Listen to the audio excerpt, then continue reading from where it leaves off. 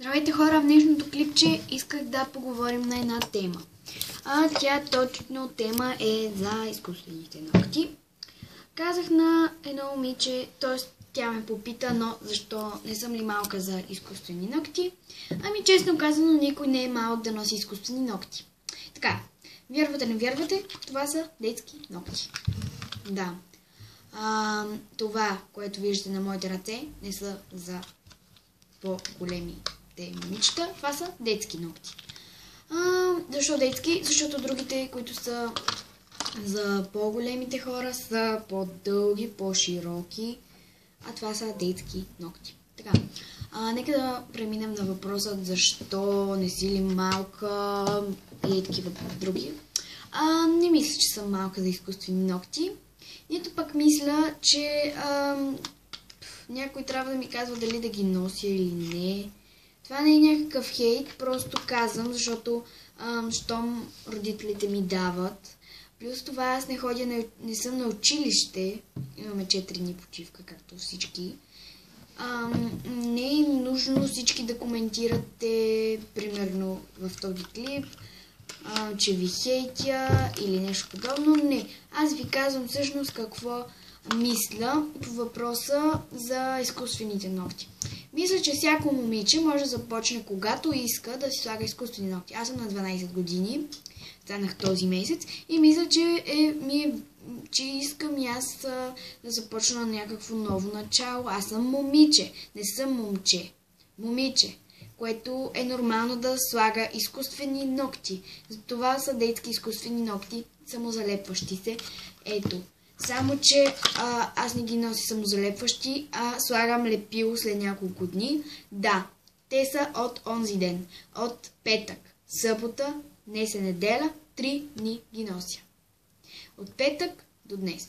Което означава, че ще ги нося до когато не паднат самите ногти. Мога да ги нося на училище, защото на нас не ни се карат. Не са ни забранили. Забраниха ни по-тъмни цветове. Това са едни от най-светлите цветове, които имаше. И мисля, че приключихме вече на тази тема. Мисля, че някакси ако искате ми вярвайте, но за втори път вече слагам изкуствени ногти, защото много ми харесва. Моите ногти са къси и се опитвам да да пораснат. Използвам всъщност сега се връщам. Така, използвам ето това чудно серумче на Avon, което е за растежни ногти. Наистина върши работа, но на мен ми харесва повече изкуствените ногти. Иначе много исках и аз да имам дълги ногти, а не такива къси. Вярно е, че аз ги ядох. Ям си ногтите, да, това е притеснение. И да. И това исках да ви кажа.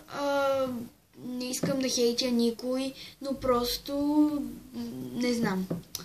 Просто аз си решавам кога ще си слагам изкуствени ногти, кога няма да си слагам и дали искам, дали не искам. И да. В следващото клипче искам да ви кажа, че ще видите едни от най-популярните в другите страни играчки. Не играчки, те не са играчки, те са... Ще ви видите в следващото клипче. След като кача този клип и да, ще кача други клип за нови придобивки, защото има много. И също ще ви попитам един въпрос отново в клипчето с нови придобивки, защото сега това е друг клип и много територия.